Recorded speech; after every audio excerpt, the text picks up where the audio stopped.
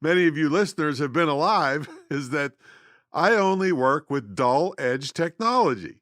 The cutting edge, and also known as the bleeding edge of technology, has the most glitches, is the most costly, and you got the least help of figuring it out on how to use it. Heck, I didn't pay attention to Facebook until they had 1 billion users. That's really true.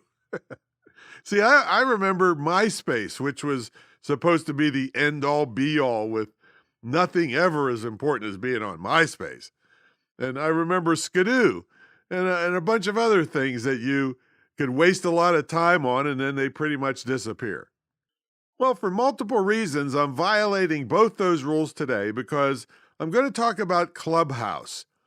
Now, I've only been on it like less than 24 hours as I record this, all right? But I see a tremendous potential for you and me to profit off this new social media. So what is Clubhouse? Well, it's a relatively new social media that is audio only.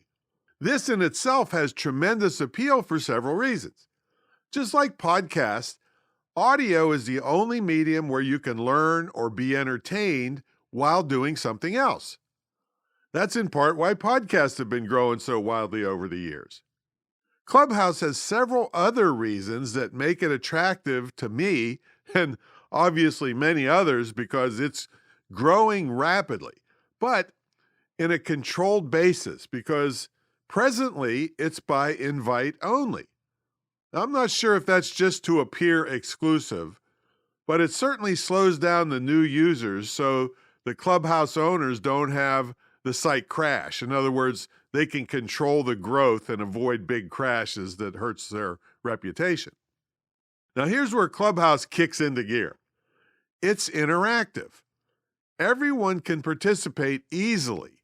And one thing that beats Zoom like crazy is that people don't have to worry about looking good. There is no camera involved.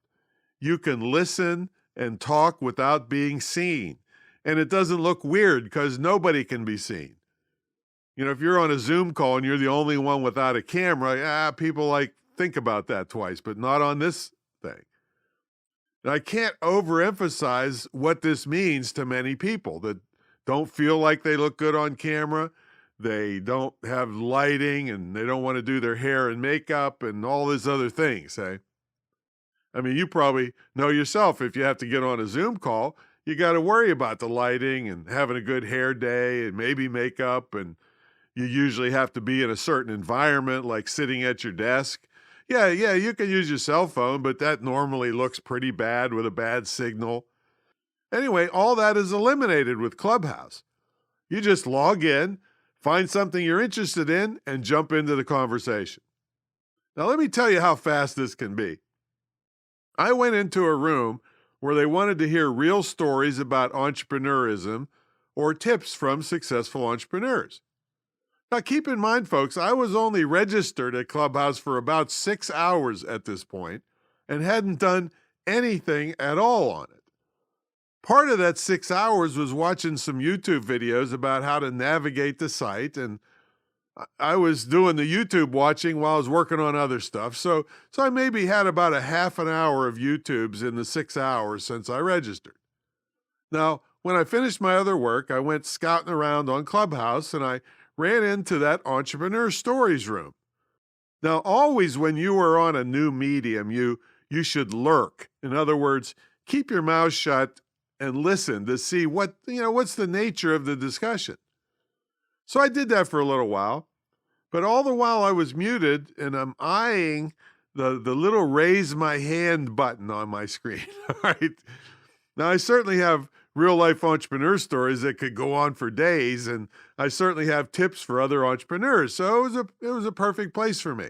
So when a newbie or established entrepreneur asks a question, I raised my hand to give an answer.